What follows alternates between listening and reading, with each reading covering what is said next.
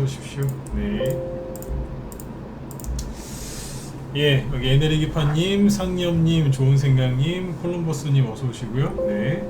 무공알리님하고, 네, 훈이맘님도 어서 오세요. 네. 전사님하고 이쪽에 도토리님, 이현정님, 네, 딸기 라떼님도 어서 오십시오. 네, 별별님도 어서 오시고요. 네.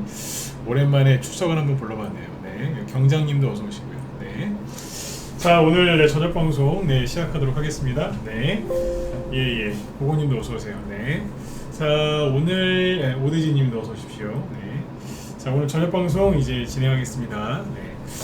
일단 오늘은 뭐 그냥 무난하게 잘 올라왔죠. 코스피 지수는 이제 2,600포인트에 걸쳐서 끝났는데 마이너스 0.3% 소폭 하락으로 끝났고, 코스닥은 계속해서 올라오죠. 그래서 0.85% 상승한 931포인트에서 끝났습니다. 그래서 4월 달에 찍었던 연중 최고점을 지금 돌파를 하고 있죠.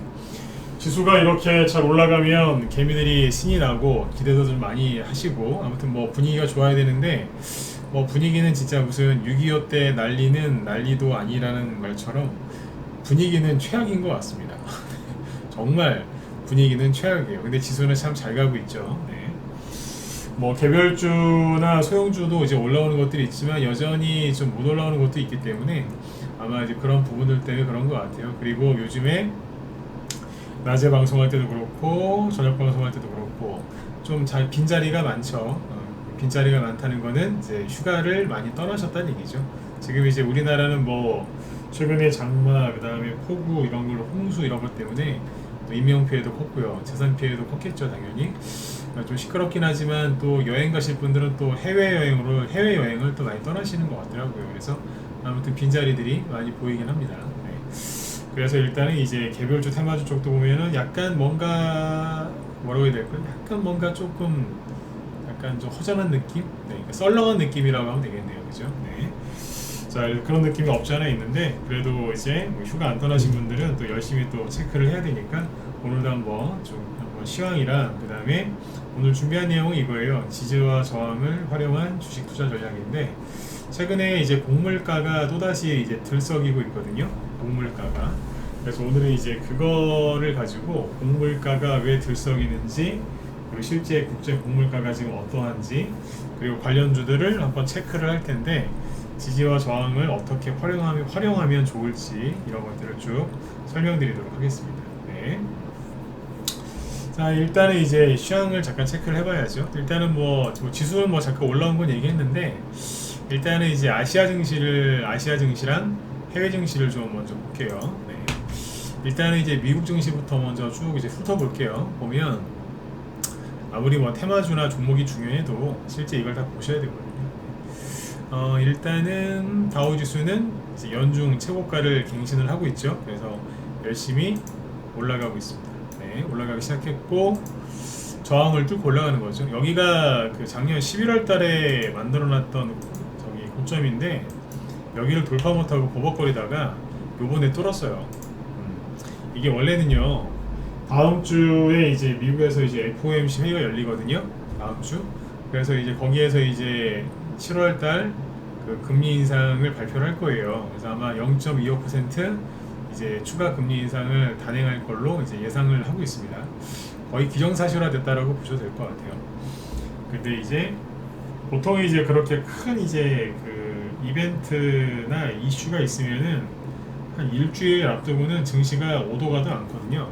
무슨 얘기냐면 뭐 작년부터 금리 인상 때문에 우리 고생들 많이 했지 않습니까? 그러면 이제 다음 주에 금리 인상한데 그러면 올릴지 안 올릴지 뭐 잘 모르겠고, 설령 뭐 올릴 게 확실하다 하더라도 뭐 좀 불안하니까 약간 사람들이 약간 움츠러들거든요. 그래서 약간 관망세를 보여요. 실제로 이제 지수도 그래서 관망세를 보이는 경우들이 많이 있거든요. 근데 이제 7월달 금리 인상은 뭐 거의 기정사실화 된 거였고, 최근에 이제 나온 미국의 소비자 물가 지수인 CPI, 그 다음에 영국, 캐나다, 그 다음에 유럽 지역에서 나오는 그 소비자 물가 지수가 크게 둔화된 걸로 나오거든요. 그러니까 이제 이번이 마지막 금리 인상이 될 것 같다. 그 다음에 뭐 미국이 경기 침체에 안 빠지고 경기 연착륙을 잘 할 것 같다. 뭐 이런 이제 그 전망들이 또 쏟아져 나옵니다. 네. 말이 바뀌고 있는 거죠. 그래서 원래는 다음 주에 FOMC 회의가 있으면 이번 주는 지수가 이렇게 올라갈 수가 없죠. 평상시 같으면 그렇습니다.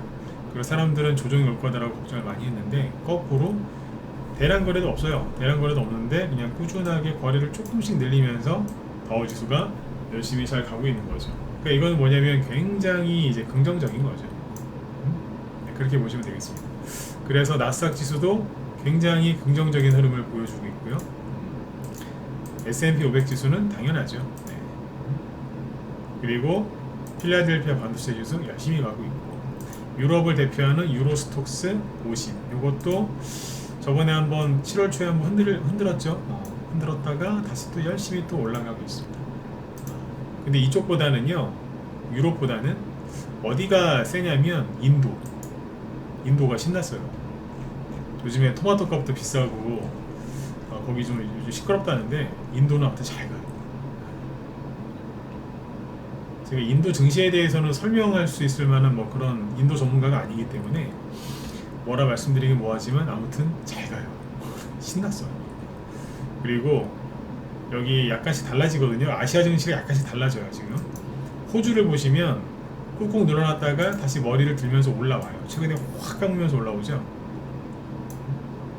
그리고 대만 있죠. 대만은 우리나라랑 비슷해요. 아무튼 올라오다가 아닌가 그러면서 살짝 쉬어요. 우리나라 코스피 지수 보면은 거의 똑같거든요. 그러니까 이게 왜냐면 호주는 선진국이라고 하기가 좀 애매해요. 경제 규모가. 그러니까 호주나 뭐 인도나 이런 데는 뭐예요? 뭐 IT 기술이 되게 대단히 발달한 나라가 아니잖아요. 인도에서 물론 IT 천재들이 많이 나오긴 하지만 인도 자체가 IT 강국은 아니지 않습니까? 맞죠? 거기 교육열이 높아서 그래요. 근데 아무튼 이제 인도와 호주는 이제 무슨 자원을 수출하거나 보통 그런 쪽으로 해서 먹고 사는 나라잖아요. 그러니까 이쪽은 아무튼 잘 가요 지금 쭉쭉쭉. 근데 이제 자원은 없고 머리만 좋은 나라, 머리가 좋고 일을 부지런하게 하는 나라가 대만, 일본, 한국이거든요. 근데 이쪽은 아무래도 이제 IT 기술도 발달돼 있고 제조 기술도 발달돼 있죠. 그러니까 이쪽은 살짝 올라가다가 약간 쉬어요. 한국도 그렇고 일본도 보시면 여기도 살짝 쉬어요. 어디가요? 대표 지수들이. 그렇게 구분하시면 될 것 같아요. 그럼 중국은 요즘에 이제 옛날에 재작년에는 부동산 개발 회사인 헝다그룹이 뭐 망하네 그래가지고 시끄러웠거든요. 이번에 이제 헝다가 아니고 완다그룹. 네. 완다그룹이 뭐 망하네 그러면서 시끄럽습니다. 그 기사 나온다고 또 저기 겁내가지고 또 주식 갖다 집어던지지 마시고 완단지, 헝단지, 판단지 같은 무슨 얘기가 나오거든. 중국이 많이 힘든가 보다 그러고 넘어가시면 돼요. 아셨죠? 네. 또 그럴 것 같아요. 2년 전에 중국의 헝다그룹 망한다고 막 그런 얘기 나왔을 때 되게 시끄러웠어요. 사람들이 막 주식 포기한 사람도 많았다니까. 네, 그때 그것 때문에 우리나라 사람들이 손절한 사람도 많았었어요. 헝다그룹은 아직도 안 망했어요. 근데 지금은 완다. 그만큼 중국이 힘들다는 거죠. 내가 중국을 되게 싫어하긴 싫어하나 봐요. 난 중국이 힘들다 그러면 미세먼지가 서울을 이렇게 뒤덮지 않겠구나. 난 중국이 힘들다 그러면 좋아요. 왜냐면 중국이 잘 살면 그렇게 진짜 버릇없이 막 정말 우리 속된 말로 싸가지 없이 막 그러지 않습니까? 근데 중국이 힘들잖아요. 그러면 안 그래요. 요즘이 힘드니까 외교적이건 경제적이건 덜 하잖아요 요즘에. 난 중국이 계속 힘들었으면 좋겠어요. 망하라는 얘기는 아니고 그냥 중국이 힘들게 살았으면 좋겠어요. 머리 좀 안 쳐들게. 그래서 그런지 요즘에 중국 증시는 재미가 없고요. 특히 홍콩 증시 보시면 약간 흐름이 좀 그래요. 거시기해요. 그러니까 아시아 증시 보면 다 괜찮잖아요. 대만, 인도, 호주는 아시아 증시입니다. 유럽 증시가 아니죠. 네. 인도, 그다음에 일본, 우리나라 다 좋은데 지금 중국만 많이 힘들어서 그래요. 참고하시면 되겠습니다. 네. 그리고 이제 꼭 체크하셔야 되는 게 일본의 엔화죠. 최근에 막 일본 엔화에 투자하는 개미들이 많다고 하죠. 희한하다니까요. 항상 개미들이 몰려가면은 꼭 무슨 일이 생겨요. 여기에서 일본 엔화가 막 이렇게 솟구치니까 일본 엔화입니다. 정확하게 얘기해서 엔달러. 엔화가 막 솟구쳤죠. 그러니까 여기서 막 엔화 사는 사람들 무지하게 많았잖아요. 나중에 일본 여행 갈 수도 있으니까 미리 엔화로 바꿔놓자. 엔화가 더 올라가면은 돈 되니까 엔화에 투자하는 사람도 많더라고요. 그러니까 이상하게 그런 기사 막 나오고 나면은 꼭 방향이 바뀌어요. 최근에 엔화가 급락했어요. 이걸 알고 계셔야 돼요. 엔화가 급락했어요. 5월 달부터 6월 달까지 올린 거 거의 반납. 거의 반납했었어요. 이거는 좋은 거예요. 뭐든지 한쪽으로, 환율은요, 한쪽으로 지나치게 많이 저기 하면은 이상 힘들어지고, 예측 가능한 범위 내에서 움직여야 되는데 안 그랬죠. 그다음부터 이제 엔화 약세가 좀 꺾였죠. 네. 그리고 우리나라 원달러 환율은 동반하락했는데 원화 우린 강세 쪽으로 가는 거죠. 원화 강세가 되면 좋아요. 물가가 안정되는 거기 때문에 좋은 겁니다. 네. 자, 이렇게 보시고 나중에 환율은 좀 뭐 이렇게 좀 큰 변화가 생기면 얘기해 드릴게요. 근데 아무튼 여러분들 중소형주 위주로 많이 가지고 계시잖아요. 그러면 원달러 환율이 이렇게 올라가는 것보다 이렇게 천천히라도 이렇게 움직이잖아요. 아래쪽으로 천천히 이렇게 떨어지면 개별주 테마주에서 돈 벌 수 있는 큰 기회가 와요. 제가 어젠가 우리 라이브 회원들한테 강의했던 게 있는데, 실제로 원달러 환율이 이렇게 그 워낙 강세죠. 낮아져 있을 때 그때 우리 방에서도 돈을 많이 벌었어요. 그러니까 개별주 테마주 위주로 할 때 돈 많이 벌어요. 대형주도 마찬가지예요. 지금은 이제 어제 말씀드렸지만 특정 대형주만 가잖아요. 코스피에서는 포스코, 코스닥에서는 에코프로, 그 외에는 특별하게 올라간 거 없거든요. 뭐 저점 대비는 꽤 올라왔다고 하지만 뭐 주도적으로 상승을 하는 거는 그렇게 없지 않습니까? 네. 환율 얘기는 다음에 또 한번 해드릴게요. 네.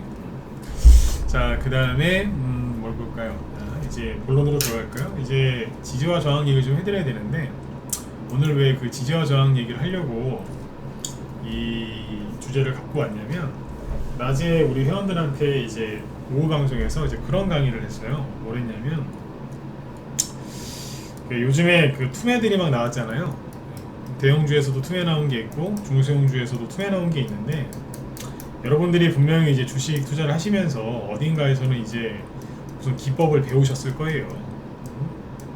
뭐라도 배우셨을 거예요. 예를 들어서 뭐 비유를 들자면, 여자분들 이제 요리를 다 하시죠.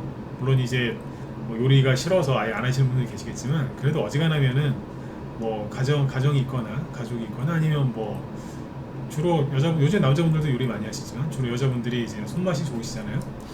그러면 이제 뭐 어떻게든지 뭐 요리법을 배우셨을 거란 말이죠. 누군가한테라도. 네. 그런 것처럼 기본적인 자기만의 요리법이 있듯이, 주식하는 사람은 그 종목을 말 그대로 종목을 요리할 때 자기만의 기법이 있어요. 그거 이제 누군가한테 배운 거겠죠, 다.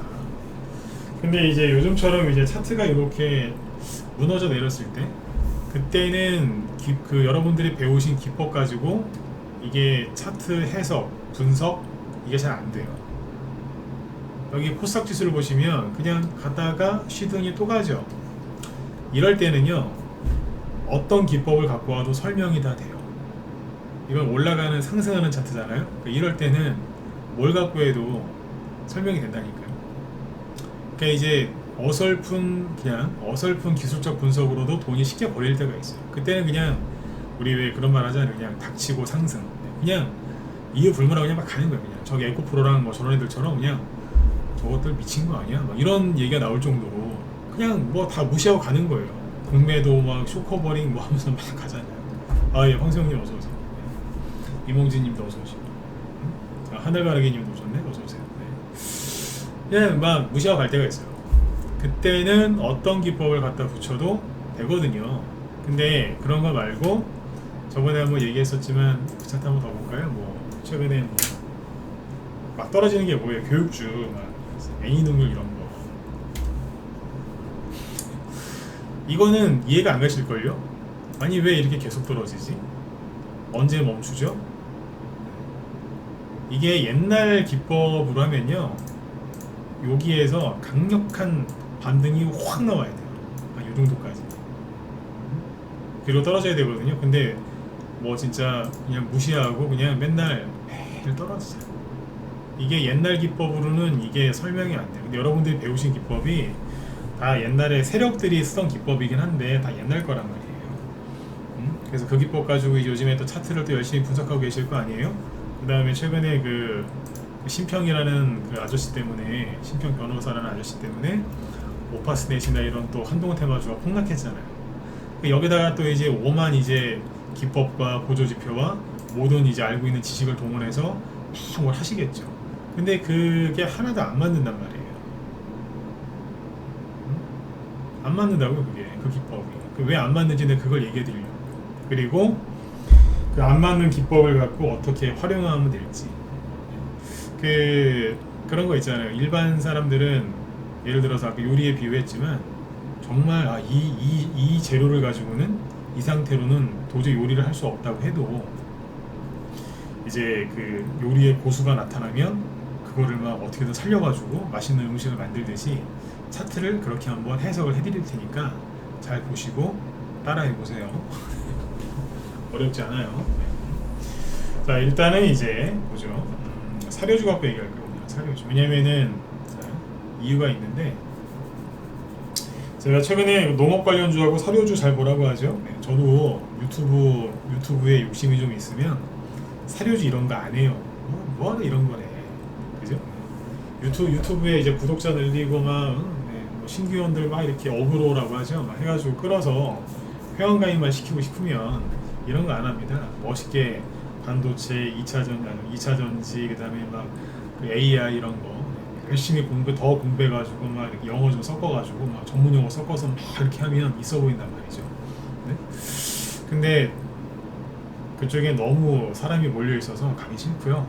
그냥 계속 농업 얘기하고 있습니다. 농업. 네. 괜찮잖아요, 지금 농업 관련주들이. 근데 이제 그쪽에 사람이 너무 많고 농업 쪽에는 사람들이 관심을 안 갖길래 요즘에 이쪽을 열심히 더 얘기하고 있는 거니까 참고해서 들으시면 돼요. 2차 전지 좋아하시거나 뭐 그쪽 관련 테마주 궁금하시면 제 방송 끝나고 나면은 저기 김 실장님이 방송하시잖아요. 여자 전문가분. 네. 그런 거 설명 잘 해주시니까 그분 거 들으시면 돼요. 거기는 방송도 한 30분 정도밖에 안 하니까. 자, 일단 농업 관련 주고 얘기를 해보죠. 남들 관심 없는 쪽에서 하는 게 더 편하더라고요. 일단은 이제 이거를 지지와 저항 얘기를 먼저 해야죠. 그러니까 옛날 기법은 쉽게 얘기하면 이거예요. 옛날 기법은 지지가 나오면 매수하고 저항이 나오면 저항 자리에서는 매도해라. 이 공식이에요. 간단해요. 지지에서 매수하고 저항에서 매도하라. 근데 만약에 지지를 이탈한다면 이탈이 나오면 뭐한다? 손절한다. 저항이 뭐예요? 막 올라가다 보면 어느 저항에 걸릴 거 아니에요? 근데 저항을 돌파한다. 이탈이나 돌파나 똑같은 말인데 그럼 뭐하냐? 재매수. 이렇게 가르쳐요. 이게 옛날 기법의 기본이에요. 그러니까 좀 더 설명을 더 해드리면 기법의 원리를 이해를 잘 하시라는 거예요. 이 안에서 이렇게 왔다 갔다 할 거다라는 전제하에서 매매를 하는 거잖아요. 이게 되게 단순 무식한 기법이에요, 이게 사실은. 그러니까 여기 오면은 여기쯤 오면은 매도, 여기 오면은 매수, 여기 오면 다시 매도. 그래서 지금도 그런 사람들 많아요. 매수를 여기서 했어요. 근데 여기까지 끌려 내려와서 30% 이상 손실이 났거든요. 근데 그러다가 조금 올라오잖아요. 뭐라고 하는 줄 아세요? 선생님, 정고점에서 정고점까지 봐도 될까요? 제가 가장 싫어하는 요즘 질문 중에 하나가 뭐냐면 정고점에서 매도해도 될까요? 이 질문이에요. 이게 딱 옛날 기법이거든요. 꼭 저 정고점에서 팔으려고 그래요. 근데 이게 제 강의를 오늘 거 들어보시면 저 양반이 또 왜 갑자기 또 이렇게 세게 얘기하지? 이해하실 거예요. 정고점에 가는 경우도 있지만 못 가는 경우가 태반입니다. 설령 간다 하더라도 그날 못 파실 가능성이 높아요. 기본이 뭐냐면 이제 매수 매도인데 여기에서 또 내려오면 이제 매수를 하겠죠. 문제는 뭐냐면 옛날에 그러니까 여기를 이렇게 살짝 이렇게 이탈하잖아요. 그럼 손절시켰어요. 이 지지선은 사람마다 다 틀려요. 뭐 볼린저 밴드를 쓰는 사람도 있고, 뭐 일목균형표 쓰는 사람도 있고, 보조지표시다. 아니면 이제 뭐 전저점을 저기에서 쓰는 사람도 있고, 자기가 직접 추세선을 그어서 지지선을 만드는 사람도 있고, 뭐 이평선, 어떤 사람은 11선, 5일선, 21선, 뭐 200일선, 뭐 251선, 어떤 사람은 뭐 234일선, 뭐 별의별 선이 다 있어요. 아니면 분차도 30분봉에서 지지선 이탈하면은 뭐 손절한다든지 별의별 게 다 있어요. 근데 이제 그거의 핵심은 뭐냐면 전저점 깨면 손절이라는 얘기예요. 그러니까 지지선 이탈하면 손절, 그리고 다시 올라오면 재매수. 그럼 거꾸로 여기가 매도잖아요. 근데 여기 돌파하면 다시 재매수. 이미 팔았잖아요, 근처에서. 그럼 다시 사라는 얘기예요. 왜냐면 계속 간다 이거니까. 옛날 기법의 핵심이 이건데, 요즘에 어떻게 가냐면요, 이렇게 안 가요. 여기에서 있잖아요, 일부러 깨요. 일부러 깬 다음에 확 올려갖고 다시 가버려요. 일부러 깬다니까. 속이는 거예요. 그러니까 굳이 안 깨도 되는데 깨요. 다시 굳이 안 깨도 되는데 일부러 깹니다. 그리고 이제 정고점을 확 돌파하죠. 이게 그 옛날에 되게 유명했던 사람이 있어요.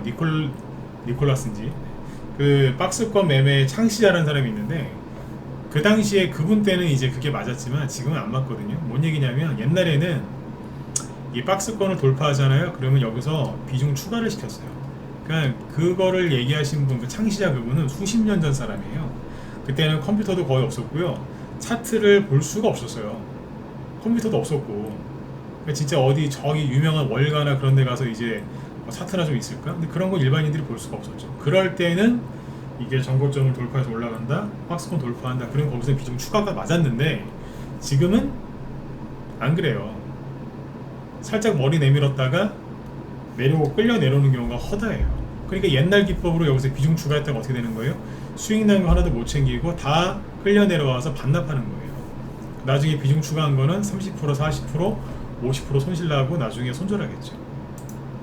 이제 그런 식으로 가는 거예요. 여기서 이제 옛날 기법대로 손절했더니 웬걸 바닥에서 속아서 손절하고서 털린 거죠. 그러니까 이런 식으로 간다. 다시 정리해드리는 건 뭐예요? 옛날에는 여기서 매수하고 매도하는 게 맞았지만 지금은 바뀌었다 이거예요. 전저점을 깨죠? 그럼 이렇게 생각하시면 돼요. 옛날에는 전저점을 깨면 끝나는 거였어요. 물렸구나. 근데 지금은요, 물렸구나가 아니고 거의 다 끝나가는구나, 좀만 참으면 되겠구나. 이해가세요? 근데 여기를 매도를 이제 여기까지 오잖아요. 여기 고점까지 오면 여기를 딱 돌파하면 어떻게 돼요? 옛날 기법은 비중 추가. 근데 지금 어떻게 해야 돼요? 요 근처 오면은 분할 매도로 싹 치는 거예요. 2분의 1, 3분의 1씩 자꾸 팔면서 빠져나가야 되는 거예요. 그래야 수익을 챙겨요. 기법이 이런 식으로 많이 바뀌었어요. 특히 상한가가 원래 15%였어요. 2015년까지는. 근데 그게 30%로 바뀌었거든요. 그때부터 이 기법들이 더 많이 바뀌었죠. 이해가시죠? 이렇게 하는 겁니다. 그러면 이제 그 방금 보셨던 그 박스권을 갖고 얘기를 했는데, 요즘에 차트가 어떻게 만들어지냐면 바닥이에요. 이제 더 이상 떨어질 때도 없어요. 이러고 있다가 여름 휴가철이죠. 원래 7월 중순부터 한 8월 초까지, 그때 휴가를 많이 가잖아요. 뭐 늦게 가시는 분도 있겠지만 보통 7월 중순에서 8월 초까지 많이 가거든요. 그럼 여기서 개미들이 휴가철에 신경 쓰기 싫어, 그냥 손절하고서 편하게 휴가 갔다 와야지, 그러면서 주식을 막 팔아요. 휴가 가면 못 본다고. 말 같지도 않은 핑계죠 사실. 왜 팝니까? 안 보면 되지. 옛날에 제 친구도 막 휴가 때만 되면 팔더라고요. 휴가 때만 되면 항상 바닥에서. 여기에서 그냥 이렇게 천천히 떨어져요. 요즘에 여러분들 개별주 갖고 있는 것 중에 손실이 많이 났는데 아직까지 회복이 안 된 종목들이 아마 이러고 있을걸요? 그래서 속상하시죠? 전저점 살짝 깨니까 언제 올라올지도 모르겠고 답답하고. 이런 게 은근히 많습니다. 요즘에. 네, 결론은 뭐예요? 손절하실 필요 굳이 없습니다. 아까 제가 처음에 얘기했었던 옛날 기법을 배운 사람들이 아 이거 회복이 안 되겠구나, 더 이상 도저히 안 올라오겠구나, 포기한 겁니다. 이게 여기서 왜 바닥이 안 나오는지 아세요? 그 사람들이 포기를 안 했거든. 그 사람들이 포기를 안 했거든. 포기해야 끝나는데 버틴 거예요. 근데 그분들이 나갈 때 약간의 저저점을 깨면서 데미지는 좀 있지만 대신에 빨리 회복이 됩니다. 이해가시죠? 네. 그래서 기분 나빠하지 마시고 참으셔야 돼요. 근데 거꾸로 막 열심히 올라와서 정고점을 확 뚫었다. 근데 여기에 뚫을 때 재료도 거의 소멸돼 가고 대량거래 터지고 뭐 개미들이 막 들어온다. 그러면 파셔야 돼요. 고집 부리지 말고 파셔야 돼요. 이게 기본이에요. 어떻게 바뀌었는지 보셨죠? 근데 이제 이런 것도 있어요. 막 투매 나와서 끌려 내려오다가 다시 확 올라오는 게 있어요. 그러니까 잠깐 이제 집을 나간 거죠. 집 나간, 정신 나간 거예요. 순간적으로 충격을 받으면 정신이 이렇게 나갈 수 있잖아요. 혼비백산이라고 하잖아요. 근데 이제 시간 지나면 정신이 돌아오잖아요. 그런 것처럼 원래 지지를 잘하고 있었는데 순간적으로 투매 나와서 떨어졌다가 다시 회복하는 경우가 있습니다. 그게 뭔지를 보여드리죠. 여기 문자 반응들 잘 들으세요. 오늘 제가 이 얘기를 왜 하는지 쭉 설명을 들으시면 이해가 가실 거예요. 자, 차트는 이걸로 보죠. 잠깐만요. 오늘처럼 이렇게 분위기, 요즘에 뭐예요? 에코프로하고 막 저런 2차 전지주들 막 가고 포스코 관련주들만 가니까 재미없으시죠? 이럴 때는 공부하시는 거예요. 삼성전자부터 먼저 볼까요? 삼성전자가 예전에 21년도에 이렇게 많이 올라올 때 20년 말, 21년 초 이만큼 올라왔거든요. 올라올 때 여기도 보면 지지와 저항선을 항상 깨요. 깨는데 이건 대형주잖아요. 이건 짧게만 얘기할게요. 대형주는 사람들이, 개인들이 대형주를 코로나 터지고 나서, 코로나 터지기 전에 개인들이 여기서 이걸 많이 샀었어요. 6만원쯤에서. 근데 4만원까지 떨어지니까 30% 정도 손해봤겠죠. 손절 사람들이 무지하게 했습니다. 그러나 여기에서 삼성전자를 산 개미들도 많았습니다. 그 사람들을 우리는 동학개미라고 불렀죠. 이런 데서 삼성전자를 산 사람도 있었어요. 근데 이 사람들이 큰 돈을 벌었느냐? 아니요. 큰 돈 못 벌었어요. 왜냐하면 이게 다 올라가고 나서 차트를 보면 그냥 뭐 견딜만 했겠네요 이렇게 생각이 들죠. 차트 보니까 뭐 견딜만 했겠네. 그럴까요? 잘 보세요. 들고 있으면은 사람을 미치게 하는 거예요.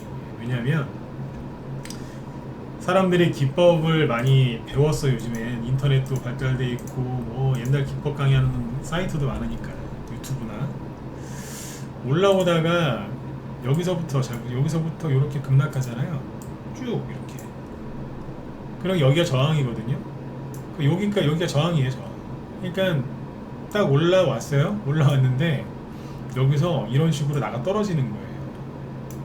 이거 별거 아닌 것 같지만 확대해서 보여드릴게요. 별거 아닌 것 같아요. 이게 하루에 몇 프로짜리? 3%. 장중에 5%까지 급락했어요. 그 다음 날도 4%. 삼성전자가 4% 5%씩 급락하면은 지수도 흔들립니다. 나가 떨어지는 거예요. 그러니까 이제 여기가 원래 저항이 맞아요. 단기 저항. 아닌 척 하는 거지 이제. 그러니까 여기서 개미들이 다 팔아버렸어요. 이거라도 챙기자 이러면서. 누가? 여기서 싸게 산 사람들이. 뭐 얼마나 건져 껐어요.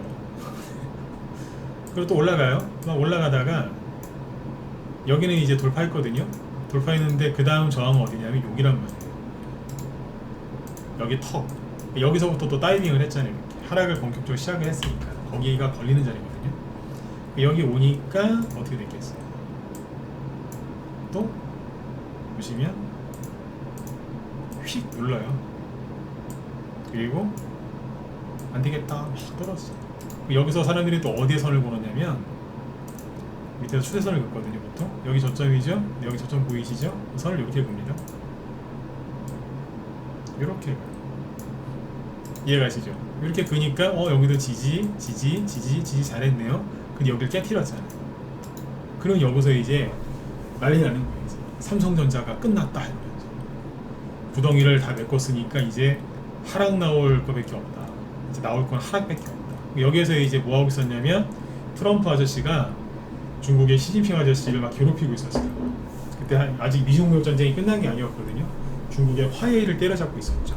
근데 삼성전자하고 SK 하이닉스의 주요 고객사 중에 하나가 화웨이였는데, 그러니까 이제 언론에서 맨날 그런 기사가 나온 거죠. 우리는 누구 눈치를 봐야 되느냐, 고래 싸움에 새우등 터진다.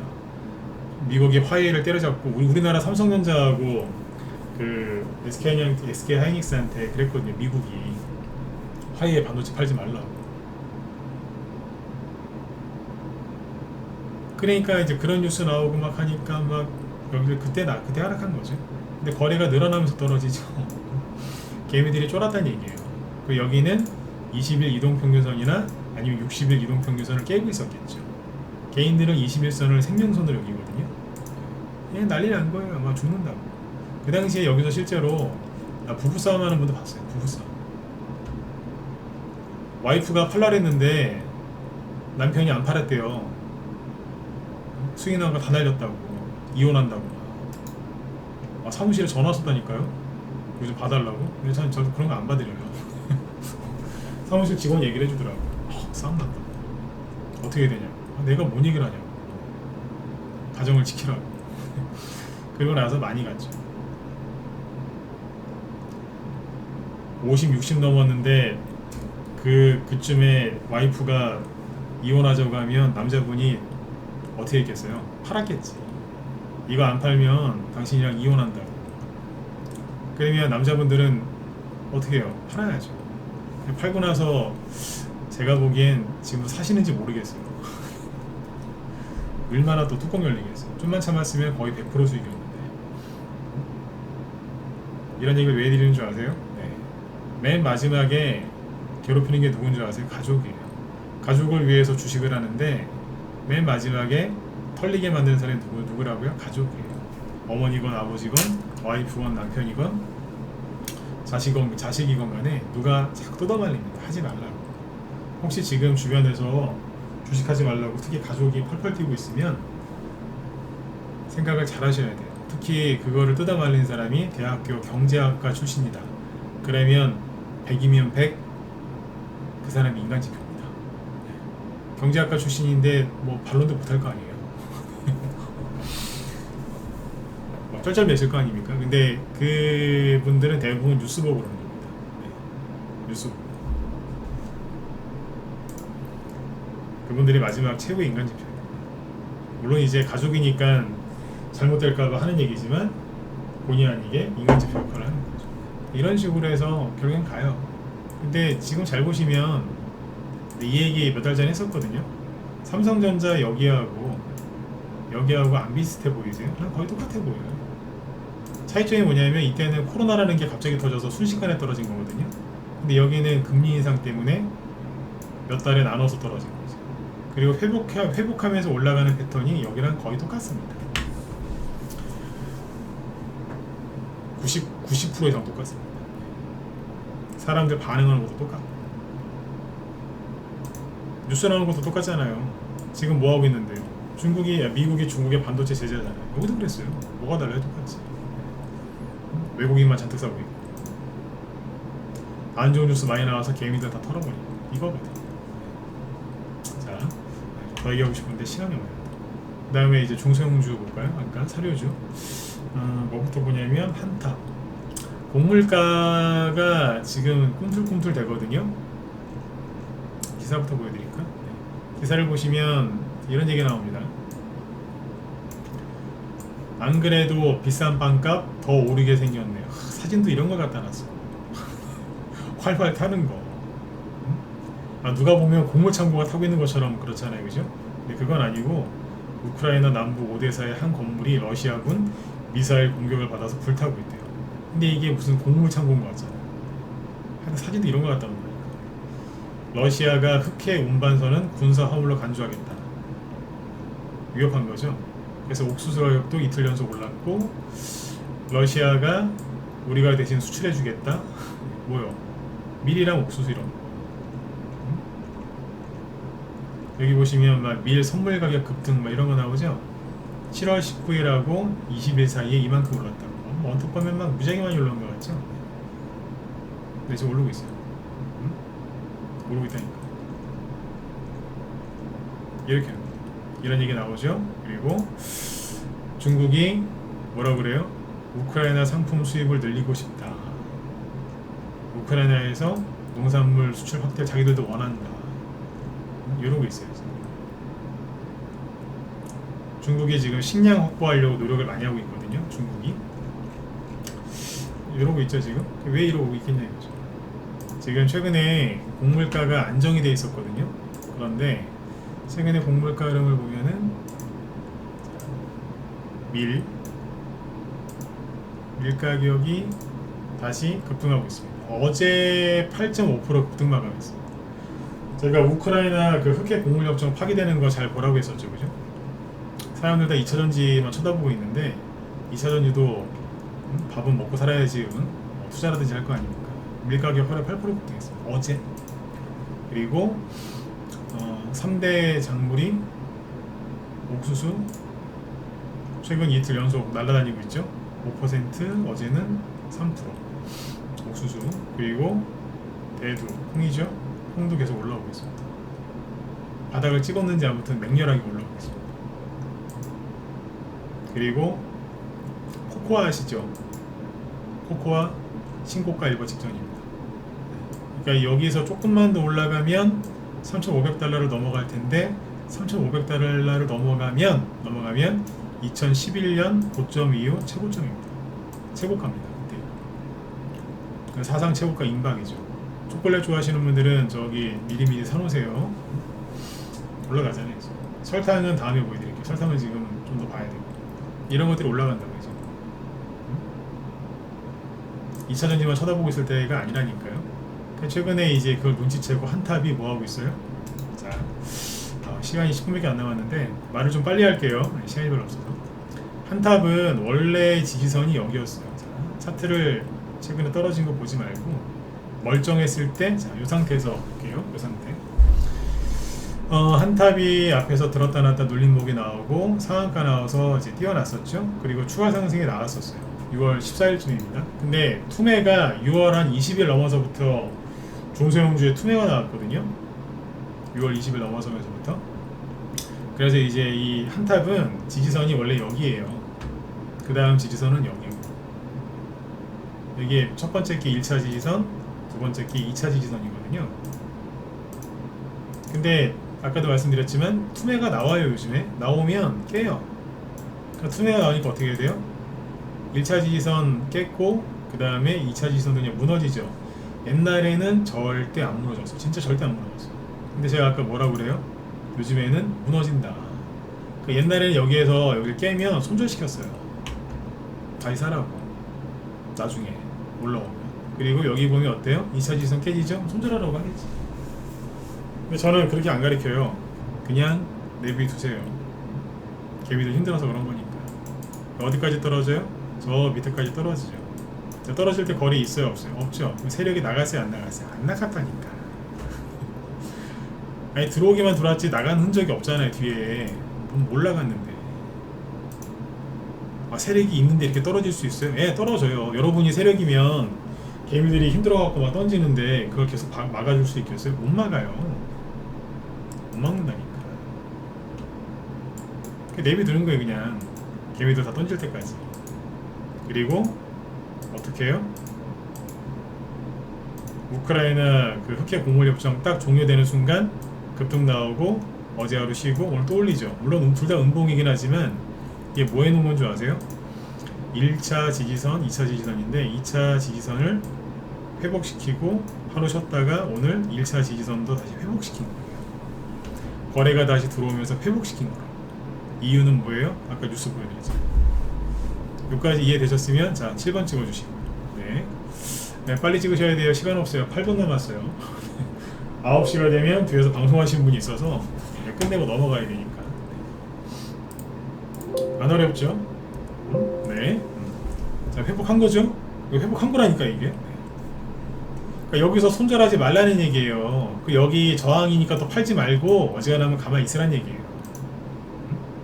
아, 저 단타 칠 건데, 그럼 파셔야지.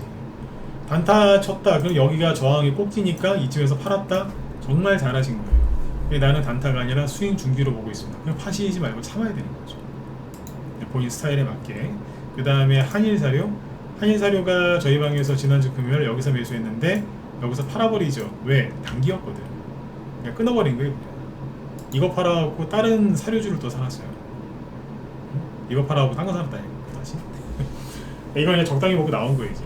근데 이것도 보세요. 자, 주가가 떨어지기 전에 선을 먹어보자 이거죠. 이 종목이 이제 여기서 한 번 더 가보려고 막 이렇게 살살살살 돌리고 있었잖아요. 1차 지지선이 어디겠어요? 당연히 여기죠. 그 다음은 어디예요? 그 다음은 여기. 이 종목의 이 차트는 여기가 1차 지지선, 2차 지지선. 근데 투매 나오니까 어떻게 해요? 그냥 무너져 내리는 거예요. 요즘에 그냥 이게 일상다반사예요. 새롭지도 않아요. 그러더니 최근에 또 투매 나오니까 2차 지지선도 깨버린 거예요. 여기에서 사람들은 전저점 지지선 깨졌네? 손절해요. 근데 손절하면 된다 안 된다? 안 된다. 세력이 나갔으면 계속 떨어지거든요. 근데 세력이 안 나갔으면 다시 올려요. 뭐 한 거예요? 나가 떨어졌다가 저 흑해 고무렵정 딱 종료되고 나서 바로 2차 지지선 회복, 그리고 어제 오늘 해가지고 1차 지지선 회복한 거예요. 거래도 있고 돈 들어온 거죠. 이게 끝난 거예요? 아니요. 다시 살린 거예요. 심폐소생술, CPR을 한 거죠. CPR이 뭔지 아시죠? 왜 사람이 갑자기 쓰러지면 호흡곤란 일으켜서 쓰러지면 그거 하잖아. CPR. 살린 거예요. 죽으면 안 된다고 그러죠. 둘 다 사려주죠. 그 다음에 사료동화원, 사료도 되고 밀가루도 되고. 자, 이거는 1차 지지선이 어디겠어요? 여기는 지지선이 하나밖에 없어요. 여기요. 여기. 그 다음 굳이 얘기하라고 하면 여기. 자, 1차 지지선 깼죠. 2차 지지선도 깨죠. 원래 여기는 절대 안 깨는 안 깨는 라인인데 요즘에 깬단 말이에요. 제가 지금 절대 안 깨는 라인이라고 얘기했죠. 옛날 기법에서는 그렇게 가르쳐요. 그래서 여기 손절한 여기 길을 깨면 대부분 손절해요. 손절시킨다니까. 근데 지금 어디 있어요? 다 회복시켰죠. 벌써 사료 곡물주 중에서 3개나 이렇게 돼 있네요. 거래도 있고. 그럼 이거는 우연이 아닐 가능성이 높은 거 아닙니까? 이게 우연이라고요? 3개나 이러는데 이해가세요? 그러면 이제 고려산업은 아까 서조등화원이나 한일사료나 한탑처럼 그렇게 할 필요가 없어요. 왜냐하면 이 친구는 앞에서 크게 안 올라갔거든요. 그냥 바닥인 거예요. 그러니까 이런 종목은요, 예를 들어서 사료주가 갈 것 같아서 누가 샀다고 치자고요. 그럼 5,000원에 샀든 4,700원에 샀든 4,500원에 샀든 4,000원에 샀든 3,900원에 샀든 여기서 주가 이 정도 왔다 갔다 하는 거는 아무 의미가 없어요. 선생님, 여기 21선 깨졌는데 손절해야 되나요? 그런 식으로 주식할 바에는 안 하는 게 낫습니다. 여기서는 사자마자 손실 났어요. 물타기 해야 될까요? 뭔 물타기를 해요? 이 정도 주가는 이 정도의 변동성은 아무것도 아니라는 소리예요. 여기서 움직이는 건 큰 의미가 없어요. 그냥 조용히 잘하고 있군, 이렇게 평가를 하면 되는 거예요. 아니 뭐 떨어질 게 뭐가 있겠어요. 간 것도 없는데. 하지만 거래는 있잖아요. 그러니까 누군가 들어와 있다니까요. 맞죠? 그렇게 보시면 돼요. 그리고 팜스토리, 이거들 많이 좋아하시고, 회사 이름이 예뻐가지고 많이들 좋아하시죠? 마찬가지예요. 이거는 이제 아까 한탑 서조동화원하고 그 다음에 좀 전에 얘기했던 고려산업이랑 중간이에요. 중간.